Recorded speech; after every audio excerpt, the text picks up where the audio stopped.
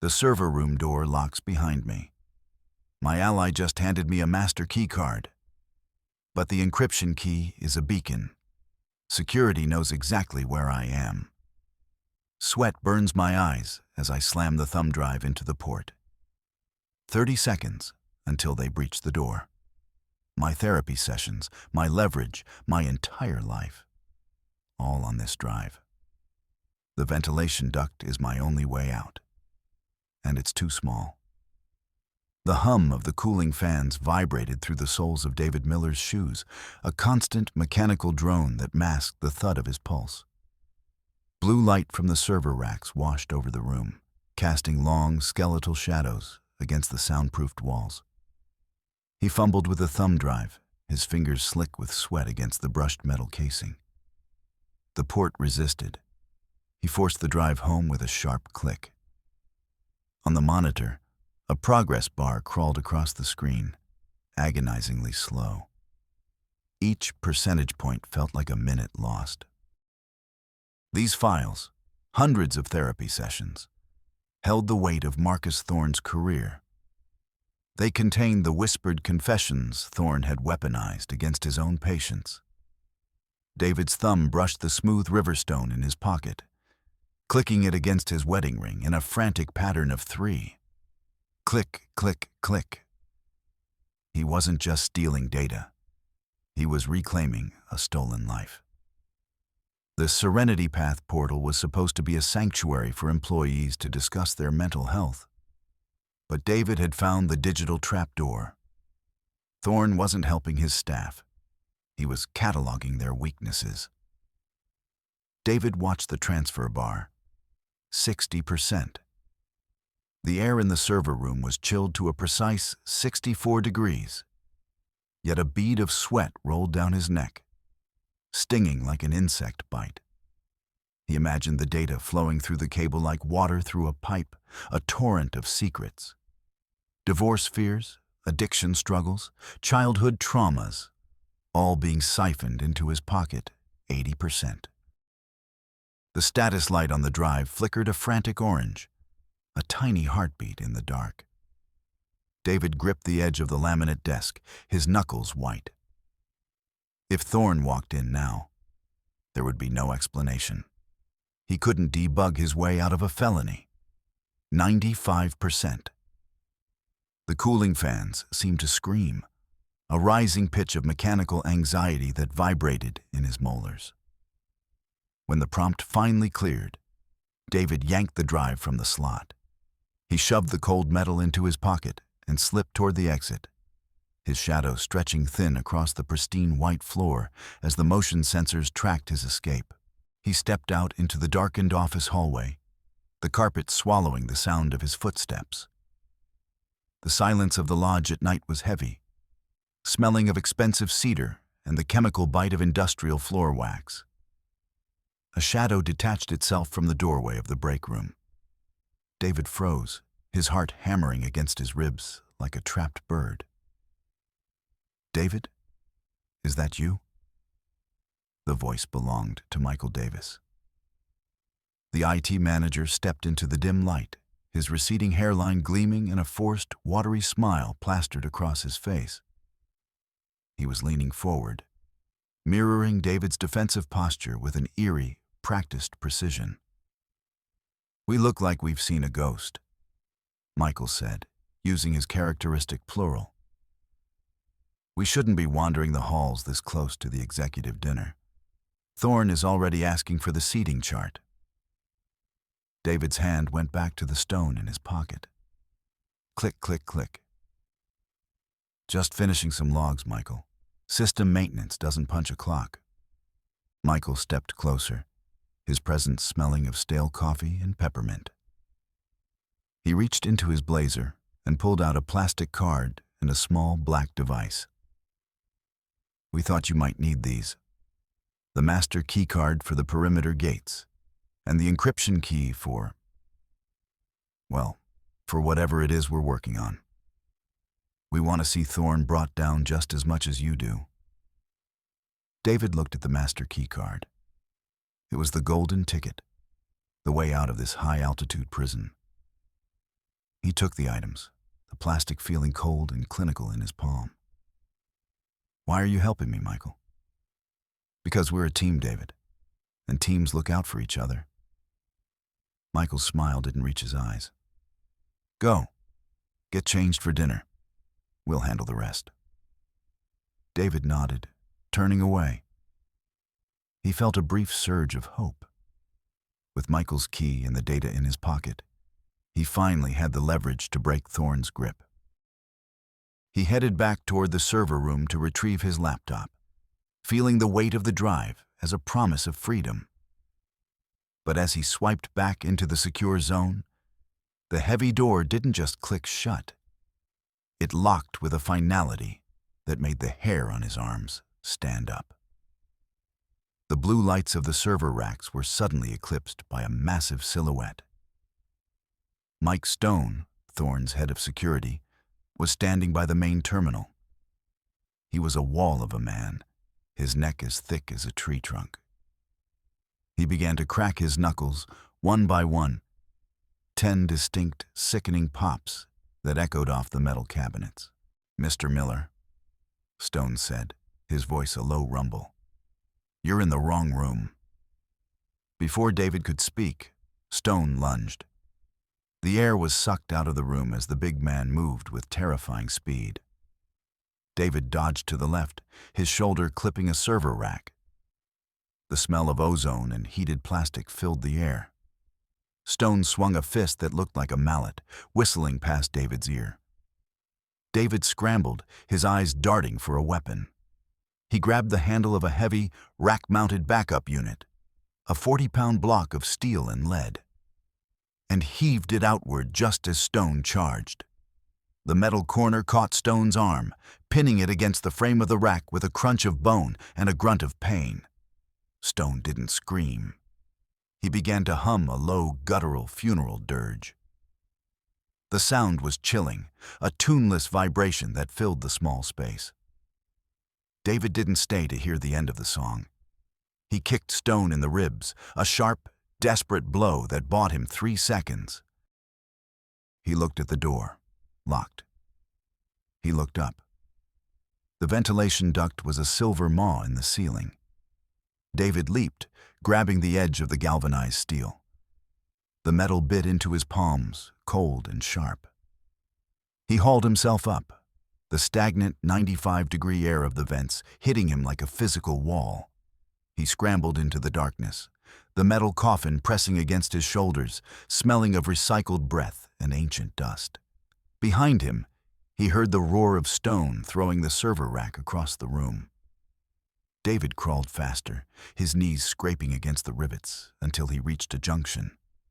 He paused, gasping for air, and pulled the encryption key Michael had given him out of his pocket. Subverted, David pulled his tablet from his waistband, connecting it to the encryption key Michael had provided. He needed to verify the data he'd just stolen. If this key worked, he could scramble the files so thoroughly that even Thorne's best specialists couldn't touch them. He'd have the only copy of the truth. He felt a surge of professional pride. Michael had been the perfect inside man. After months of careful vetting, Michael had proven himself through a dozen small acts of rebellion. This was the culmination of a smart, calculated partnership. David watched the tablet's screen, his heart rate finally beginning to level out. The software recognized the key immediately. A green light pulsed on the side of the black device. "Access granted," the screen read. David let out a long, shaky breath. He leaned his head against the hot metal of the duct, closing his eyes for a second. It was working. He had the files, he had the key, and he had a way to the perimeter fence. He could almost hear the sound of his own car engine, almost feel the rain of Seattle on his face. He was the smartest man in the room, and he had outplayed a billionaire. He began to scroll through the file directory, checking the integrity of the stolen transcripts. The lines of code were beautiful, a perfect digital heist. He noticed a small icon in the corner of his screen, a tiny, blinking blue dot. He frowned. It looked like a system update, or perhaps a background sync. He tapped it, expecting to see a status report on the encryption. The dot wasn't a sync. It was a coordinate map. The realization hit him like a physical blow to the stomach, turning his blood to ice. The device wasn't an encryption key. It was a high-frequency transmitter. On the screen, he saw a floor plan of the lodge. A bright red pulse was centered exactly where he sat in the ventilation shaft. Beneath the map, a line of text scrolled by. Signal strength, optimal. Target stationary. Michael hadn't given him a shield. He had given him a target. The "we" Michael always used wasn't a quirk of personality. It was a reminder that Michael never acted alone. He was Thorne's dog, and he had just walked David right into the pound. David's stomach lurched. He wasn't the hunter. He was a tagged animal. He looked at the device in his hand, the plastic now feeling like a live coal. He had revealed his exact location, his theft, and his intent, all because he trusted a team player. He was trapped in a metal tube, 20 feet above the ground, with Thorne's fixer knowing exactly which ceiling panel to rip down. David scrambled backward, the metal of the vent booming like a drum under his weight. He had to get out, but the lodge was no longer a building. It was a giant, interconnected trap. He kicked through a louvered vent and dropped into a dark laundry room, the smell of bleach and hot steam stinging his eyes. He didn't stop to check his bruises. He ran. The dining hall of the lodge was a masterpiece of psychological warfare. Floor-to-ceiling windows looked out over the jagged Montana wilderness, making the guests feel like they were on a stage for an invisible audience. The long banquet table was set for 20, but 21 chairs stood around the mahogany surface. The extra chair sat at the head, empty, facing the wall. Marcus Thorne stood at the other end of the table, his silver hair swept back with surgical precision. He wore a crisp white shirt. Serial number 04-22-W, David noted, Wednesday's shirt. Thorne was holding a stack of papers, his unblinking eyes scanning the room as the executives took their seats. The clink of silverware against ceramic sounded like gunshots in the oppressive silence. "Efficiency is the only morality," Thorne began, his voice a heavy, deliberate rumble. "And yet, we find ourselves plagued by friction." He looked directly at David, who sat near the back, his bruised shoulder throbbing. Thorne began to read. He didn't read financial reports. He read a transcript of a therapy session from 3 weeks ago. "I feel like I'm disappearing," Thorne read, his voice mocking and flat. "I look at my wife and I see a stranger. I look at my work and I see a cage." The room went cold. David felt the eyes of his colleagues boring into him. This was the human variable presentation. Thorne was using their deepest shames as a management tool. "This friction," Thorne said, laying the papers on the table, "costs the company money. David, you have exactly 1 hour. There is a contract in your room. Sign over your equity, accept your retirement, and these papers stay in this room. If the clock strikes 9 and that paper isn't signed, well, I believe the company's Slack channel has over 4,000 members. It would be a shame for them to see the real David Miller." David stood up, his chair screeching against the hardwood. "You can't do this, Thorne. This is private medical data. In this building, David, nothing is private. We are the signal. You are just static." Thorne checked his cuff, a sharp, repetitive motion. 1 hour. David bolted from the room, his mind racing. He reached his guest suite, slamming the door and locking it. He lunged for his laptop, his fingers flying across the keys. He had a fail-safe, a remote wipe command that would scrub the Serenity Path servers from the outside. He just needed a connection. He looked at the signal bars on his screen. 0. He ran to the window, looking up at the satellite dish on the roof. It was pointed toward the ground, its motor housing smashed. Thorne had severed the uplink. David turned back to the room, his breath coming in ragged gasps. He saw his suitcase on the bed. It had been shredded, the fabric hanging in ribbons as if a wild animal had been trapped inside. And there, resting on his pillow, was a dead owl. Its neck had been snapped, its wide, glassy eyes staring at nothing. A warning for the bird who tried to sing. He couldn't stay here. He grabbed his jacket and slipped out the balcony door, dropping onto the frozen grass below. He had to reach the perimeter fence. If he could get close enough to the main road, he might catch a stray cell signal from the valley. The mountain path was a nightmare of shadows. The towering pines blotted out the moon, creating a permanent twilight that felt like it was crushing the breath out of his lungs. The smell of damp earth and rot was inescapable.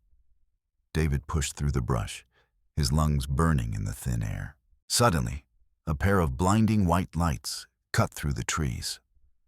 A black SUV roared up the path behind him, the engine a predatory growl. David dived into the undergrowth as the vehicle swerved, trying to pin him against a rock face. He saw the driver, Sarah Johnson, Thorne's ice-cold gatekeeper. Her face was a mask of professional detachment as she twisted the wheel, the tires spitting gravel. David didn't think. He leaped. He threw himself over the edge of a rocky ravine, his body tumbling through the darkness. He hit a ledge, the impact jarring his teeth, and then slid another 20 feet down a slope of loose shale. He landed at the bottom in a heap, his left shoulder screaming in pain. He groaned, his hand fumbling for his pocket. He needed to call for help. He needed the police, the FBI, anyone. His pocket was empty. He frantically searched the brush around him, his hands clawing at the dirt and dead leaves. He found a jagged rock, a discarded soda can, but no phone. It had fallen out during the tumble, lost somewhere in the 100 feet of vertical darkness above him. He was alone, injured, and silenced. "It's not up there, David." He spun around, his back hitting a cold stone wall. Sarah Johnson stood 10 feet away, her silk scarf fluttering in the wind. She wasn't holding a weapon. She was holding her leather-bound folio of receipts, her fingers frantically shuffling the papers. A frantic, paper-thin sound that betrayed her calm exterior. "Did you come to finish it?" David hissed, clutching his bruised shoulder. "I came to tell you to run," Sarah said, her voice trembling. "But there's nowhere to go. He has my files too, David. He has recordings of things I can't let out. He doesn't just hire people. He gathers them. We're all just assets in his portfolio." She stepped closer, breaking her own rule of 3-foot distance. "He's bringing Jennifer here. Your wife. Her flight lands at the helipad in 40 minutes. He wants her to see you break. He wants to show her the transcripts while you're begging for your job. It's not about the money anymore. It's about the win." David felt a cold rage replace his fear. "He's involving Jennifer? She has nothing to do with this." "She's the only thing you have left," Sarah said. "That makes her the only leverage he needs. There's an old analog line in the basement, the original copper wires from the 70s. Thorne's digital blackout doesn't touch it because it's not on the network. If we can get there, we can upload the raw logs before he deletes them. But we have to move now." They moved through the shadows of the lodge like ghosts. The smell of pine-scented cleaner was overwhelming as they slipped through a side entrance, heading for the bowels of the building. The basement was a labyrinth of damp stone and low ceilings that felt like the weight of the entire mountain was resting on David's head. "In here," Sarah whispered, pushing open a heavy oak door. The utility room smelled of ozone and ancient dust. In the corner, a single copper wire protruded from a junction box, a relic of a pre-digital age. David pulled a small, ruggedized laptop from Sarah's folio. His fingers, though shaking, moved with the precision of a master craftsman. He stripped the wires with his teeth, the metallic taste of copper filling his mouth. "I'm bypassing the firewall," David whispered, the blue light of the screen reflecting in his glasses. "If I can hit the external server, the logs will go live to every major news outlet in the state. Thorne won't be able to bury it." The progress bar appeared. 5%. 10. The analog line was agonizingly slow, a trickle of data compared to the flood he needed. "Come on," David hissed, clicking his stone against his ring. Click, click, click. "Move." The heavy door creaked open. Marcus Thorne stepped into the room, followed by Mike Stone. Stone was nursing a bandaged arm, his eyes burning with a quiet, murderous intent. He began to hum that low funeral dirge, the sound echoing off the stone walls. "Technical ingenuity," Thorne said, his voice dripping with mock admiration. "The analog bypass. A very nostalgic attempt, David. But nostalgia is just another word for obsolescence." Stone moved before David could react. A heavy maglite swung through the air, catching David in the ribs. He heard the sickening snap of bone and felt the world tilt. He hit the floor, the air leaving his lungs in a wheezing rush. Stone didn't stop. He kicked David in the stomach, then hauled him up by his collar, pinning him against the wine racks. Thorne stepped forward, holding a single sheet of paper and a pen. "Sign the confession, David. Admit to the fraud. Admit you fabricated the logs to extort me. Sign it, or Mike here will see how many more bones we can turn into nostalgia." David looked at Sarah. She was frozen, her folio of receipts scattered on the floor like fallen leaves. He looked at the laptop. 40%. It wouldn't make it. The pain in his side was a white-hot brand, making every breath a struggle. He took the pen. His hand shook as he scrawled his name across the bottom of the lie. "Good," Thorne said, taking the paper. "Now, about your little poison pill. Subverted." David looked up through the haze of pain, a bloody smile touching his lips. "You're too late, Thorne. The upload, it's a trigger. Once it hits 50%, it releases a worm into the main server. It'll eat everything. Your files, your human variable project, it'll all be ash. I built it years ago. A total system wipe. If I go down, the ship goes down with me." He felt a surge of triumph. This was the move he'd spent his entire career perfecting, the ultimate fail-safe. He'd sacrificed his reputation and his ribs, but he had erased Thorne's power. He watched Thorne's face, waiting for the mask to crack, waiting for the panic to set in. Thorne didn't panic. He actually smiled. A thin, predatory curve of the lips that made David's stomach drop. "A worm," Thorne mused. "Yes, we saw that in the code 3 weeks ago. Michael Davis is a very thorough debugger, David. He didn't just find your poison pill, he rerouted it." Thorne pointed to the laptop screen. The progress bar had hit 50%, but instead of the worm icon, a red box appeared. "Wipe initiated. Local storage only." "You see, David, we changed the destination. Your code didn't attack my servers. It attacked yours. It's currently erasing every backup, every scrap of evidence, and every personal file you've ever saved on your private cloud. You didn't burn my ship. You just set fire to your own lifeboats." David watched in horror as his life's work vanished in a flurry of deleting strings.